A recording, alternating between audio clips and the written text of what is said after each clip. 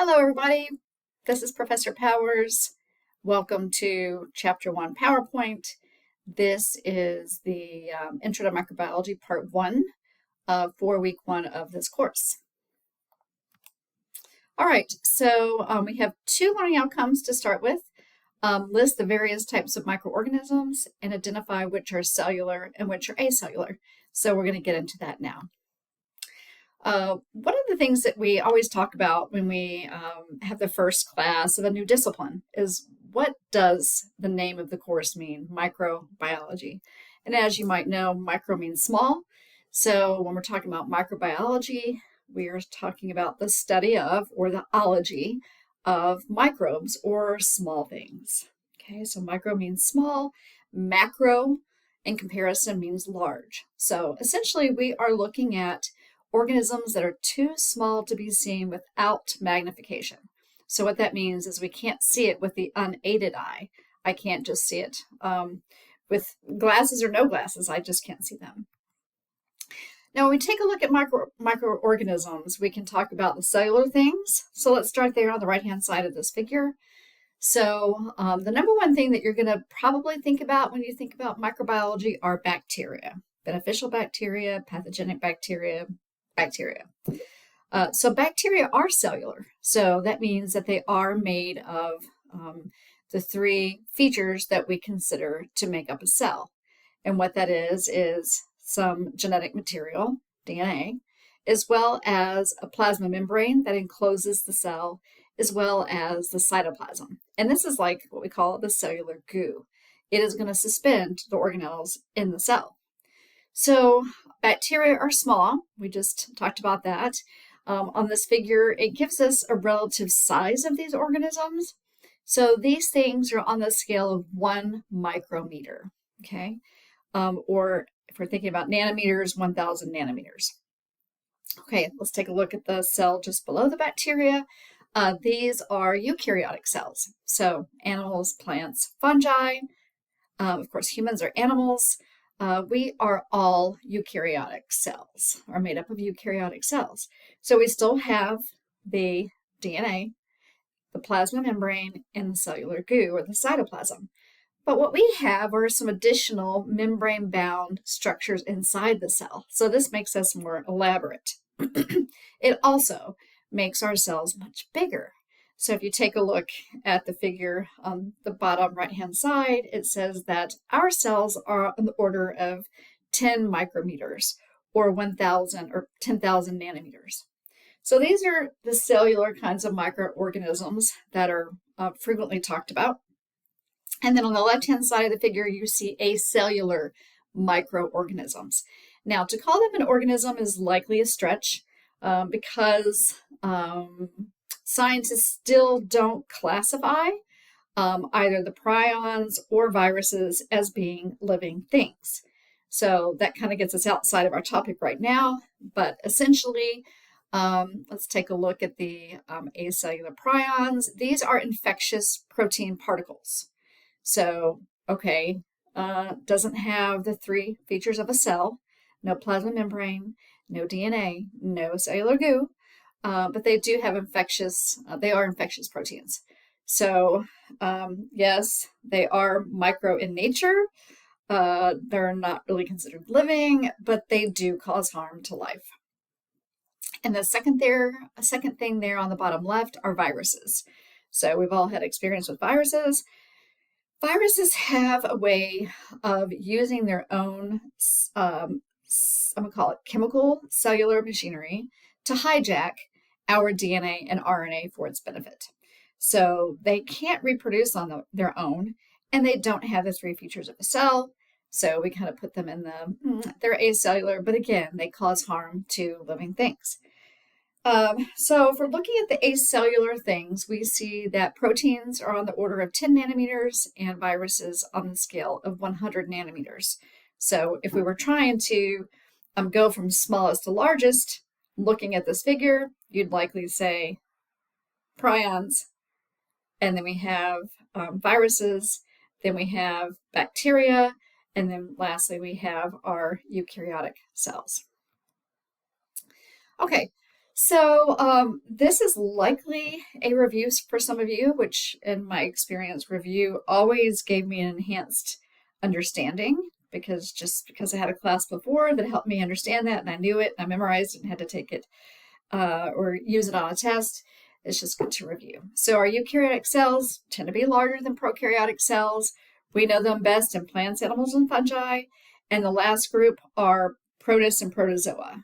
Okay, so we'll kind of come back and fill that in because many of our protozoa are actually microorganisms, so they do fall in the scope of our course.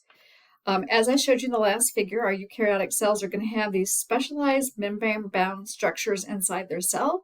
We call these organelles. So it's kind of like you've got this super machine made up of smaller machines, all these organelles that are helping the cell do its job. So we see that our prokaryotic cells do not have those membrane-bound structures. And so that really keeps them much simpler than our eukaryotic organisms. Okay, so here we go, microorganisms. Let me move my face. So bacteria here, lower left, an example is Escherichia coli. So you see the bacteria here, these little tiny specks being enhanced by microscopy. Here we see viruses, and this virus, showing us one single virus particle here. The example is herpes. Again, we know that it's acellular and it's non-living, but it has the ability to hijack the DNA and RNA of living things. Far right-hand side, an example of a prion, again, infectious protein particles. Now we get up here, and these three things are all eukaryotic in nature. So, but again, we can't see them without the aid of a microscope. Far left-hand side, this is a tapeworm. So it's Tania solium, and this is showing us the unique head or scolex of this tapeworm. And what it has is a special structure here that has barbs that helps it anchor into the intestines of its host. And it has 4 suckers. You can see 2 on this side, there's 2 on the other side. And these suckers are also going to allow this thing to anchor inside the intestine. But we don't generally see helminths or flatworms without the use of a microscope. Here we have a fungus. Most fungi, except for the macrofungi like mushrooms and puffballs and earth stars, most of our fungi are actually microscopic. So we need the use of special media to grow them, and of course we need a microscope to help see them. The last one here on the right is a type of protozoan. This is called Vorticella. It's one of my favorites. So essentially what you have is this like, it's like a conical shaped structure. And then there is a gelatinous strand that anchors this organism to a substrate or a surface. And then you see at the top of this organism, it actually has a ring of cilia. And so these little tiny hairs are constantly spiraling around. And what it does is it creates a vortex of the pond water around it, or the water around it, and it allows it to capture food. So Vorticella, something that we can see in a lab if we go out and collect some pond water. So these are all examples of microorganisms.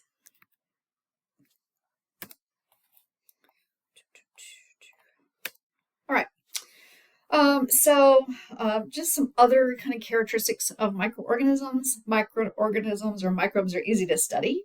They grow really rapidly. So it's kind of nice for those of you that will have a face-to-face lab with me. We can take some samples, swab it onto an agar plate, and put it into an incubator just overnight even at body temperature and get microorganisms to grow. So they're very easy to study because they rapidly grow, and we can get quick results, meaning that we can analyze results in a pretty quick way, which is kind of nice. I studied slime molds in grad school, and they are also a type of microorganism, and they do the same thing. So it's a lot nicer than, let's say, a plant, and you have to collect seeds and then go plant the seed in a pot and then wait for it to finally grow into a full-size plant and flower to see maybe the results of your genetic experiment. So microbes can be very difficult to study because we can't see them directly. And so we have to use microscopes and other things. So if I'm thinking about plants, which is my other passion, yeah, you can see it with your unaided eye. If I was doing a genetic study on flower color, then I could just observe the flower color to better understand what happened with my genetic crosses. So we will have these concept checks. So I'm going to read the question. I'm going to pronounce all the words. I will pause and let you think about which is the answer. Which of the following is not considered a microbe? Answer A, a bacterium. Answer B, it's singular for algae. So it's an alga. One type of algae is an alga. C, mushroom. D, protozoan. So take a moment. Think about the slides that we just went through.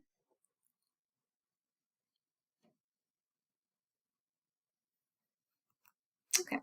Hopefully you chose mushroom.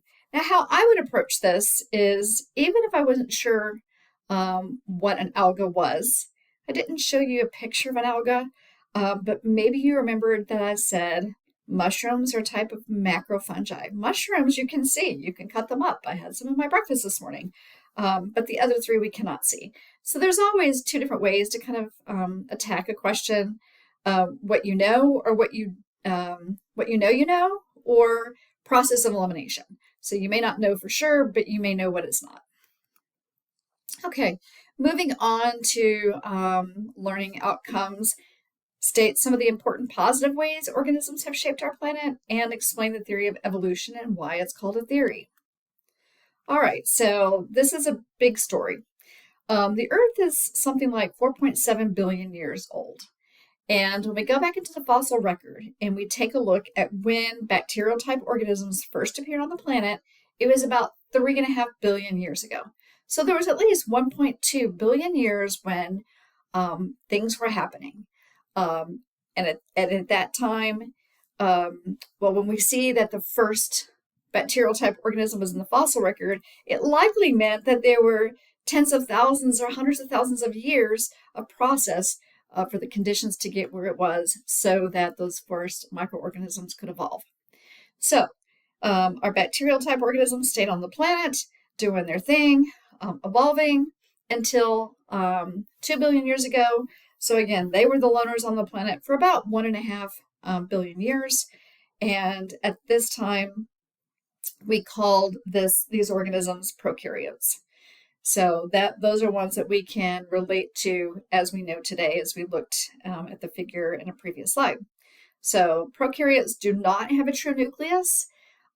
So they do have DNA, but the DNA is not bound up in a structure like our eukaryotes. So then when we take a look back in the past, we see that our eukaryotic organisms, those that do have the DNA in a nucleus, and further will have membrane-bound subcellular structures inside the cell, that we saw those about 1.8 billion years ago. So very important to think about the history of life on the planet. This just shows you a different representation of that information. So you can pause the PowerPoint and take a look a little closer. But you see, humans, we are just so new to the Earth. Okay, I just have a little bit more time until my 15 minutes for my presentation is up. But microbes on the planet. So it doesn't matter where you go. You can go to the top of Machu Picchu. You can go to the bottom of the ocean floor along thermal vents. Anywhere you can get to on the planet, you're likely to find microorganisms. There are so many species that really they are very understudied. We know that there are some microorganisms that are photosynthetic. And this is going to be certainly very important because photosynthesis creates oxygen. We know that microorganisms are really important to decomposition and the releasing of nutrients. And so this is going to help essentially provide nutrients to food webs as well as the act of rotting.